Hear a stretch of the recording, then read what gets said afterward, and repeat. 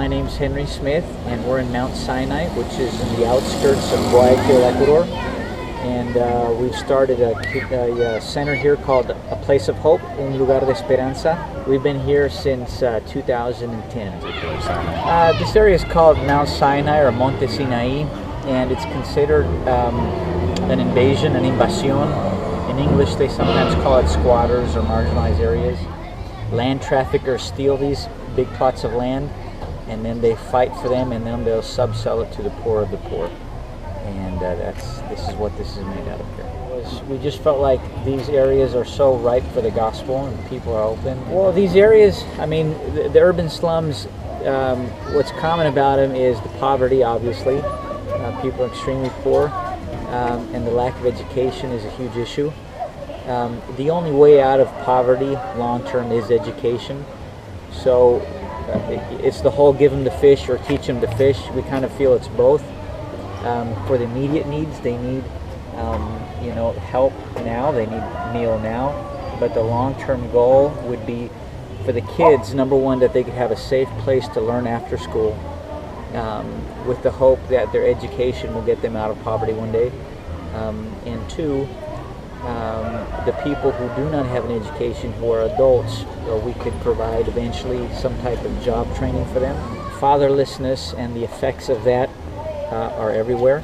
So 7 out of 10 homes are led by single parents, mostly women, and so that presents a unique challenge as far as education, as far as being able to provide for their family. Domestic violence, there is drug movement, high alcoholism in the area. So the social ills that are opened up from fatherlessness, they're exacerbated by the extreme poverty.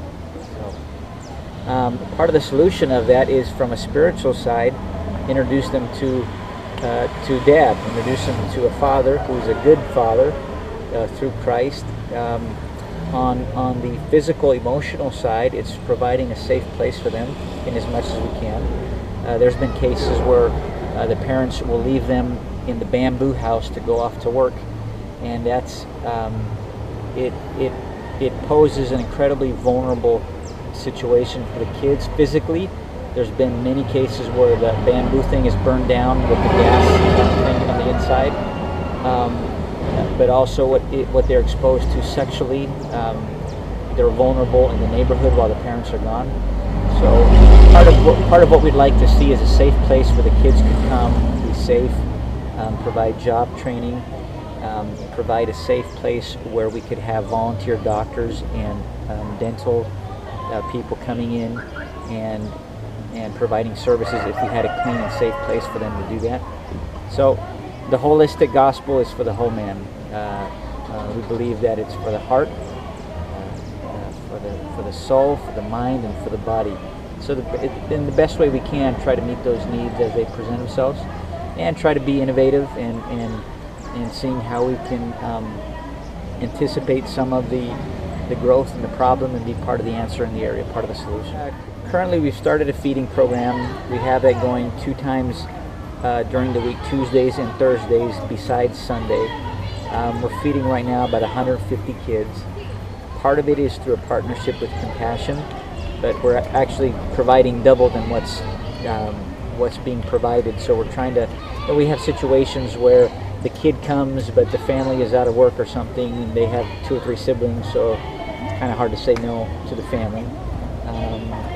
And so that's on the physical side, and that's also created a sense of community for the mothers, because they do a lot of they do the cooking and the preparing of the meals. So it's created a place of belonging and a place of purpose for them, and to see that they can be part of this together and they can help their kids, and that's been a neat byproduct that we didn't really see from the beginning.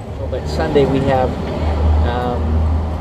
church. So right now we're running about 300, a little over 300, 80% of which are kids and youth, and so which reflects this area. This area is high, as you guys saw at the school today. There's tons of kids, and it's Ecuador's greatest resource is children. And so if we can do the best we can of reaching them, training them, educating them, we hope to be a part of the solution in the long term.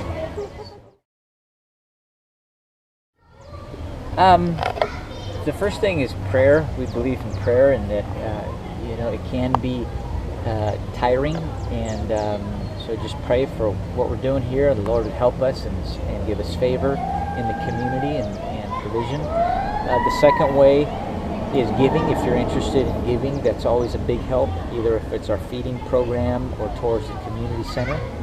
And then thirdly, if you guys are game of getting your passports and coming down, there's always a need for volunteers and people to physically be here, Jesus with skin. And so yeah, those three areas are kind of areas that we could be involved with. Well, look forward to seeing everybody. Ciao.